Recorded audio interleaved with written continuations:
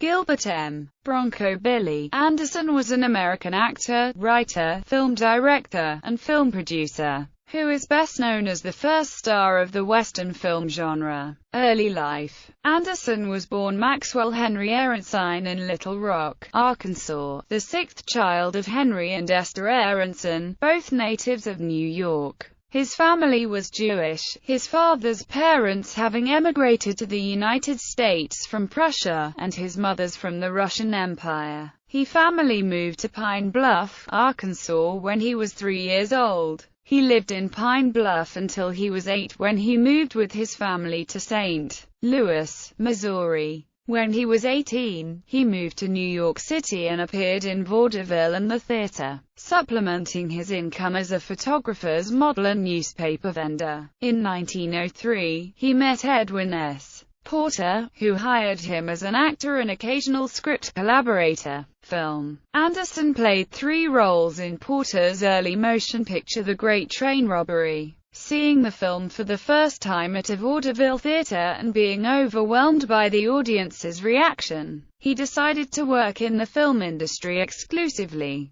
He began to write, direct, and act in his own westerns under the name Gilbert M. Anderson. In 1907, Anderson and George Kirkspool founded SNI Studios, one of the major early movie studios. Anderson acted in over 300 short films. He played a wide variety of characters, but he gained enormous popularity from a series of 148 silent western shorts and was the first film cowboy star. Broncho Billy Spoor stayed in Chicago running the company like a factory, while Anderson traveled the western United States by train with a film crew shooting movies. Many of these were shot in Niles, a small town in Alameda County, California, southeast of San Francisco, where the nearby Western Pacific Railroad route through Niles Canyon proved to be a very suitable location for the filming of westerns. Writing, acting, and directing most of these movies, Anderson also found time to direct a series of Alkali-Ike comedy westerns starring Augustus Carney.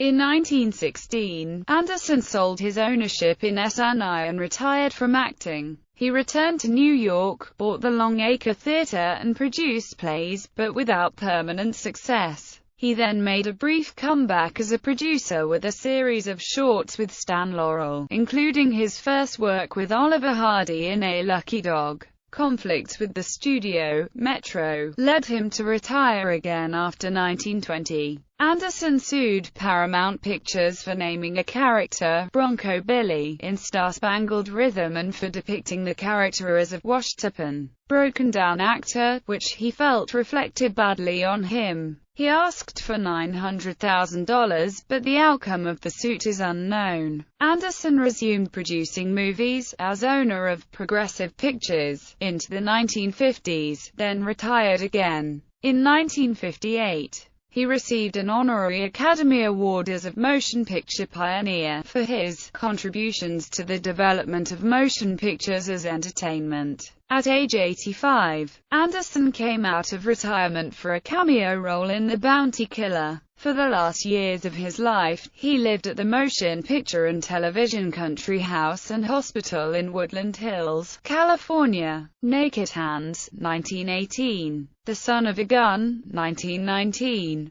Death. Anderson died in 1971 at the age of 90, at a sanitarium in South Pasadena, California. He was survived by his wife, Molly Louise Anderson, their daughter, Maxine, and his sister Leona Anderson. He was cremated and his ashes placed in a vault of the Chapel of the Pines Crematory in Los Angeles. Legacy. Anderson was honored posthumously in 1998 with his image on a U.S. postage stamp. In 2002, he was inducted into the Western Performers Hall of Fame at the National Cowboy and Western Heritage Museum in Oklahoma City, Oklahoma. For the past 9 years, Niles, California, site of the Western SNI Studios, has held an annual Broncho Billy Silent Film Festival. Anderson has a star on the Hollywood Walk of Fame at 1651 Vine Street in Hollywood, a Chicago Park District's park, not far from the site of the Chicago S&I studio lot, was named Broncho Billy Park in his honor.